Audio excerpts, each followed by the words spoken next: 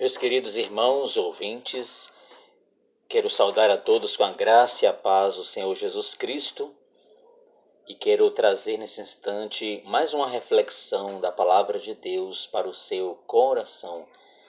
Portanto, eu chamo a sua atenção pelos próximos minutos.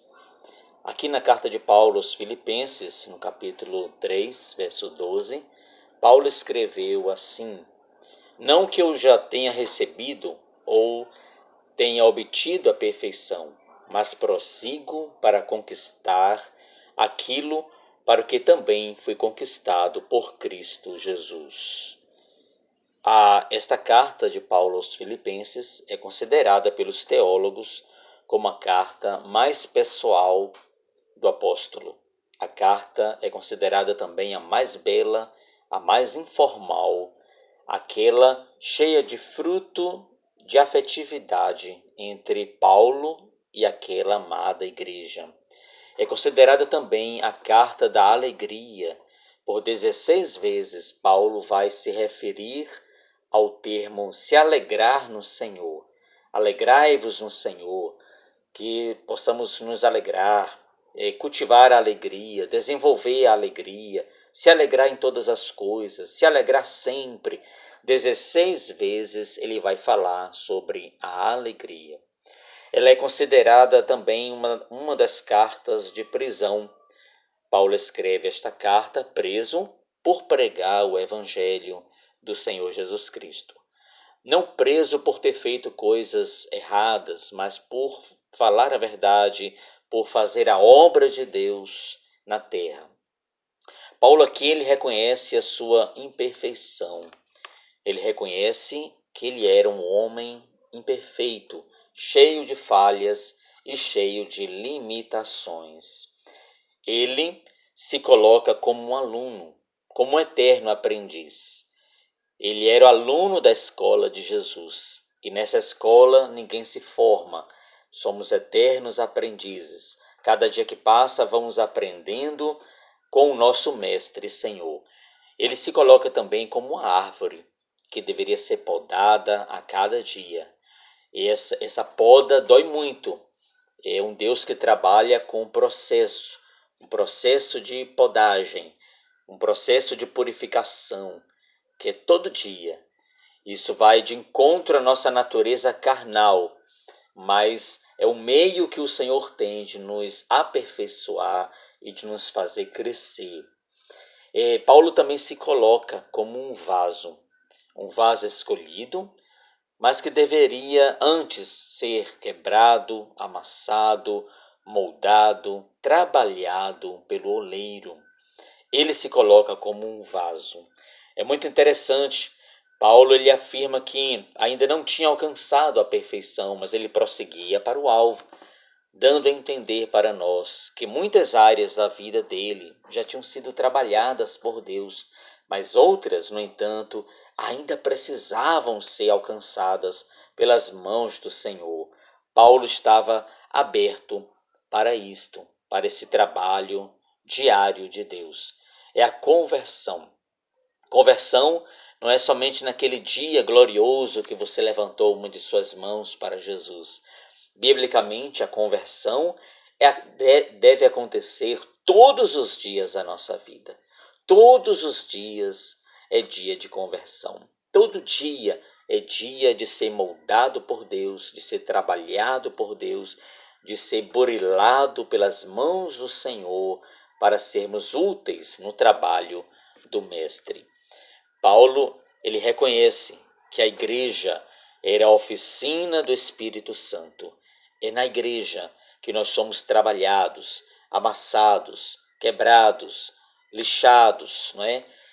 Vem lá os choques da graça e nós somos aperfeiçoados. A igreja é a oficina do Espírito Santo, onde o Senhor trabalha as nossas tortuosidades, onde Ele trabalha as nossas imperfeições. O fato é que diante de cada um de nós deveria ter uma plaquinha em obras. Estamos em obra. O Senhor está trabalhando no nosso caráter, nos moldando a cada dia a sua imagem e a sua semelhança. Estamos em obra. cada dia sendo amassados pelo Senhor, trabalhados por Ele. Não tem ninguém pronto, não tem ninguém perfeito, não tem ninguém completo. Estamos todos na escola do Espírito Santo. Estamos todos na oficina da graça. Estamos todos sendo moldados por Ele, trabalhados pelo Senhor. Ele se colocava como um vaso que precisava ser levado na fornalha de Deus para ser aprovado. Muito bem, os geólogos, a nível de curiosidade, os geólogos, aqueles que estudam a terra, eles dizem que existem 200 tipos de barro no mundo, mas apenas 8 deles que servem para fazer o vaso. Olha que coisa interessante.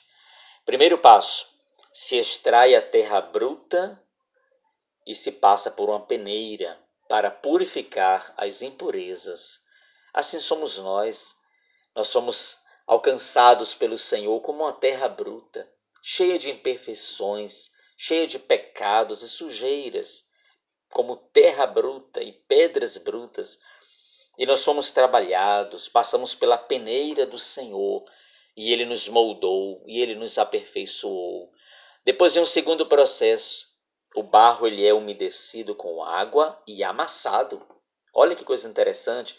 Você que diz que é um vaso do Senhor, pois é, todo vaso passa pela fase para ser amassado pelo oleiro. Você que é vaso do Senhor, se prepare, porque Deus quer amassar você. Ele quer pisar você para te transformar num vaso novo para a glória do Senhor. Então, quando Deus estiver trabalhando na sua vida, quando estiver doendo, dê graças a Deus. É uma prova que Deus está trabalhando na sua vida, porque Ele quer te usar e Ele quer te levantar como instrumento nas suas mãos. Terceiro lugar, vem a fase da curtição. É aquele período em que o vaso ele é colocado num local, se coloca uma lona preta em cima dele, para que todo o oxigênio saia. Isso é para evitar que na hora do forno o vaso venha a trincar.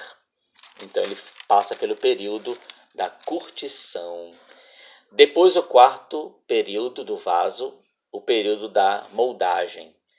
É aquele período que o barro é colocado nas rodas e ele é trabalhado e ele ganha a forma que as mãos do oleiro determinar.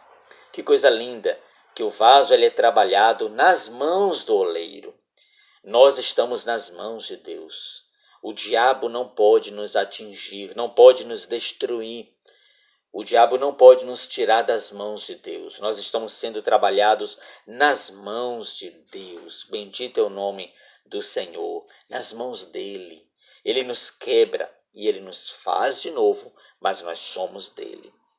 Somos dele quando somos quebrados, somos dele quando somos amassados e somos dele quando somos transformados e feitos de novo.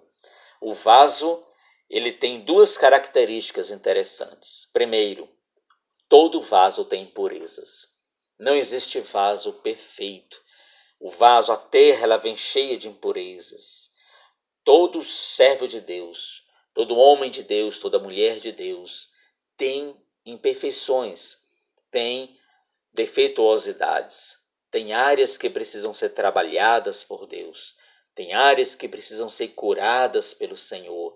Não existem vasos perfeitos. Todo vaso tem imperfeições. A segunda característica do vaso aqui é que o vaso ele não tem vontade própria. Olha que coisa interessante. O vaso não tem vontade própria. Quem determina é o oleiro. O vaso ele é trabalhado pelas mãos e as mãos do oleiro é quem determinam a forma que ele terá. O vaso não tem vontade própria. Se você é um servo do Senhor, você deve estar disposto a cumprir toda a vontade do Senhor. Mas você não é dono de si mesmo. Quem manda em nós é o Senhor. Ele é o cabeça. Nós somos membros uns dos outros, mas o vaso não tem vontade própria. Quem determina é o Senhor. Quem ordena é o Senhor. Cumpre a nós apenas dizermos: Eis-nos aqui, Senhor, cumpra em nós a tua vontade. Depois vem a sexta fase, sombra e vento. Olha que interessante. O vaso também passa por esse período de sombra, de vento. É aquele momento na nossa vida que está tudo tranquilo, que está tudo sossegado, não é? Deus permite esses momentos de tranquilidade, essas pausas, esses oásis da existência. Deus permite para nos revigorar. Mas logo em seguida, a fase da sombra, vem a fase mais importante, a fase da fornalha. Olha que coisa interessante. Primeiro a sombra, o vento, depois a fornalha. É isso mesmo. Na nossa vida é assim. Ora momentos tranquilos, ora momentos de fornalha. E Deus nos coloca na fornalha. Graus que chegam até aproximadamente 900 graus, quase 1000 graus a temperatura, nos aquece. E quanto mais alta a temperatura, mais resistente é o vaso. Se você está sendo provado, não blasfeme, não murmure, não fique com raiva do Senhor. Se você está sendo provado, saiba que Ele quer fazer de você um vaso mais resistente, um vaso mais resiliente, um vaso mais forte na presença do Senhor. Dê graças a Deus por todas as fornalhas. Sem fornalha, o vaso será infantil. Sem fornalha, o vaso será medíocre. Sem fornalha, o vaso não será aprovado. A grande aprovação, o selo da aprovação do vaso é a fornalha. É o período mais importante. Que coisa interessante. Resiliência é mais importante que velocidade. Eu conheço muita gente que vai a 300 por hora e de repente bate, capota, para sempre. Mas outros vão, não é, mais tranquilamente, um passo após o outro, e vão rompendo, e rompem sempre, e não param nunca mais. Por quê? Porque resistência é mais importante que velocidade. Não importa a velocidade, o importante é chegar. Tem gente que sai, não é, a 300 por hora, mas não chega no destino. Você precisa chegar no destino certo. Você precisa chegar na glória do Senhor. Então, você é um vaso do Senhor. Nessa fornalha tem vagas. Você é um aluno de Cristo.